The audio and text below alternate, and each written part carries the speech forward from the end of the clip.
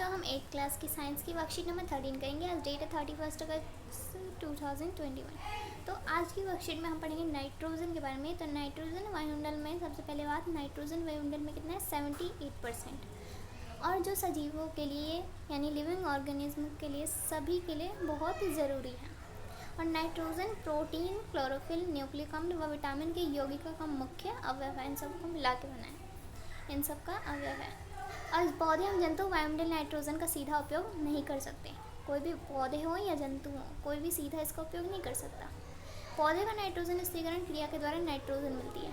Nitrogen स्थिरीकरण के द्वारा ही पौधों को क्या मिलता है? नाइट्रोजन मिलता है। और नाइट्रोजन स्थिरीकरण के बारे में पढ़ते हैं अब। नाइट्रोजन स्थिरीकरण क्या होता है? तो वायुमंडल में नाइट्रोजन का नाइट्रोजन के यौगिकों में बदलना, यानी कि जो वायुमंडल में नाइट्रोजन है उसको नाइट्रोजन के यौगिकों में बदलना, जिन्हें पौधे आसानी से अवशोषित कर सकें, इस क्रिया को नाइट्रोजन स्थिरीकरण कहते हैं। यानी कि जो वायुमंडल में नाइट्रोजन है उसको नाइट्रोजन यौगिकों में बदलना, उसका काम ये पौधे करते हैं। इसे हम क्या कहते हैं? इस क्रिया को नाइट्रोजन स्थिरीकरण कहते हैं। अब जो फलीदार पौधे वर्ग के पौधे की जड़ों में क्या होता है? फलीदार पौधे होते हैं, उनकी जड़ों में राइजोबियम नामक जीवाणु पाया जाता है, और जो नाइट्रोजन स्थिरीकरण में सहायता करते हैं। जो नाइट्रोजन का स्थिरीकरण होता है उसमें कौन सहायता करता है? राइजोबियम नामक जीवाणु। और कभी कभी बिजली के कड़कने पर भी नाइट्रोजन का स्थिरीकरण होता है, यानी कि जब आसमान में बिजली कड़कती है तो इससे नाइट्रोजन का स्थिरीकरण होता है कभी कभी। आज हम नाइट्रोजन चक्र की सहायता से जानेंगे कि वायुमंडल में नाइट्रोजन की मात्रा कैसे स्थिर हो रहती है। मिट्टी में उपस्थित जीवाणु व नीले हरे शैवाल वायुमंडल की नाइट्रोजन के यौगिक में बदल देते हैं। यानी कि जो वायुमंडल में नाइट्रोजन है उसको नाइट्रोजन के यौगिक में बदलना मिट्टी में जो उपस्थित होते हैं शैवाल, नीले हरे शैवाल और जो जीवाणु, ये करते हैं। और ये नाइट्रोजन यौगिक मिट्टी में चले जाते हैं। जो नाइट्रोजन के यौगिक बनते हैं वो किस में चले जाते हैं? मिट्टी में चले जाते हैं। फिर उसके बाद पौधों की जड़ों द्वारा ये नाइट्रोजन यौगिक को पौधों के अन्य भाग तक चले जाते हैं। यानी जो पौधे हैं उनकी जो जड़ें हैं उनके द्वारा ये जो नाइट्रोजन के यौगिक बने हैं वो पौधों के अन्य भाग तक, जो भी है तना वना, उसमें किसके द्वारा जाता है? जड़ों के द्वारा। वहाँ उनसे प्रोटीन व अन्य यौगिक बनते हैं। जब वो चले जाते हैं तो उसमें क्या बनता है? प्रोटीन और यौगिक बनता है।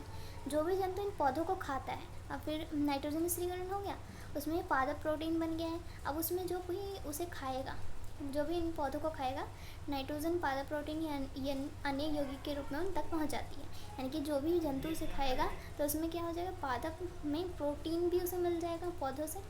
तो पौधों तथा जंतु की मृत्यु के बाद मिट्टी में उपस्थित जीवाणु और कवक इनके नाइट्रोजन अपशिष्ट को नाइट्रोजन यौगिक में बदल देते हैं। यानी कि पौधे या जंतु की मृत्यु जब हो जाती है तो मिट्टी में जो उपस्थित जीवाणु होते हैं और कवक होते हैं, इन्हें नाइट्रोजन यौगिक में बदल देते हैं, जो पौधे द्वारा फिर से उपयोग कर लिए जाते हैं, यानी कि पौधों को उगाने के लिए। और फिर कुछ विशेष जीवाणु नाइट्रोजन यौगिकों को नाइट्रोजन गैस में बदलते हैं। जो कुछ जीवाणु रहते हैं जो नाइट्रोजन यौगिक बनते हैं, उनको नाइट्रोजन गैस में कुछ जीवाणु बदल देते हैं, जो वायुमंडल में चली जाती है और उसका हम उपयोग करते हैं। अब यहाँ पर नाइट्रोजन चक्र आप देख सकते हो। इसमें नाइट्रोजन चक्र में दे रखा है। नाइट्रोजन चक्र होता कैसे है? तो इसमें दे रखा है, पहले है यहाँ पर वायुमंडल है नाइट्रोजन, ठीक है। अब इसको तड़ित द्वारा नाइट्रोजन स्थिरीकरण, तड़ित द्वारा यानी कि बिजली, और वायुमंडल नाइट्रोजन का नीले हरे शैवाल द्वारा भी होता है, फिर जीवाणु द्वारा इसका होता है, और फिर उसके बाद चला जाता है मिट्टी में उपस्थित नाइट्रोजन यौगिक में बदल जाता है। फिर ये बदलने के बाद इसमें क्या होता है? पौधों द्वारा अवशोषण होता है, और इसमें जीवाणु द्वारा नाइट्रोजन के यौगिक में परिवर्तन भी होता है, और जंतुओं द्वारा फिर से खा लिया जाता है पौधों को, तो उनमें भी पहुंच जाता है। फिर उत्सर्जन द्वारा या मृत्यु अपघटन द्वारा नाइट्रोजन के अपशिष्ट बन जाते हैं। तो ये हो गया। फिर आज की वर्कशीट में जो क्वेश्चन उनका देखते हैं। फर्स्ट क्वेश्चन है, सेम और मटर फलीदार पौधों में की जड़ों में कौन सा जीवाणु पाया जाता है? तो हमने पढ़ा अभी कौन सा जीवाणु पाया जाता है? राइजोबियम। तो इसका आंसर क्या हो जाएगा? तो इसका आंसर हो जाएगा सेम और मटर फलीदार पौधों की जड़ों में राइजोबियम जीवाणु पाए जाते हैं। हो गया फर्स्ट का आंसर। अब सेकंड क्वेश्चन देखते हैं। इसमें सेकंड क्वेश्चन क्या है?